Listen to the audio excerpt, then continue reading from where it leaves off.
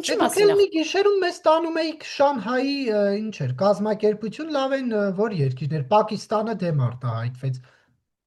հարգելի Նարեկ, մենք որևէ մի օր, մի գիշերում որոշում չենք կայացնում։ Հայ Մենք մեր ժողովրդի կարծիքը հաշվի քաղաքացիները առել էիք, ուզում ա Շանհայի մենք կարող կազմակերպության ենք անդամ իհարկե դառնա, թե ոչ։ տեսեք, մենք իհարկե կարող ենք բոլոր հարցերի հետ կապված ամեն օր հանրաքվե անել եւ հարցնել ժողովրդի կարծիքը։ Մենք ունենք իշխանություն, մեզ տրվել է հնարավորություն որոշում կայացնելու եւ մեզանից շատ հասարակության կարծիքը հարցնող եւ թափանցիկ գործող ուժ դժվար գտնեք որևէ փուլում։ Մենք դիվերսիֆիկացնում ենք, այսինքն գնում ենք օրինակ Չինաստանի հետ որևէ համագործակցություն ենք կնքում, ասում օ գնաց Չինաստան։ Գնում ենք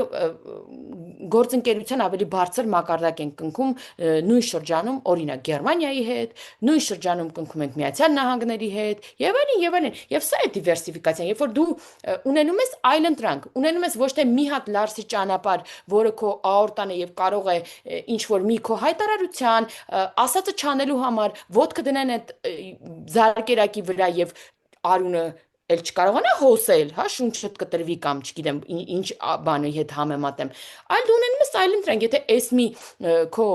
կյանքի ճանապարհը փակվի, դու կարողանաս այլ ճանապարհ օգտագործել։ Դրա համար մենք գնացել ենք արդեն մյուս ճանապարհով։ Մենք հիմա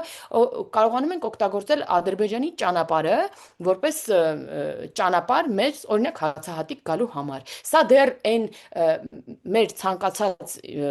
ապաշրջափակումը չէ, բայց սա շատ լուրջ քայլ է դեպի այդ ապաշրջափակում։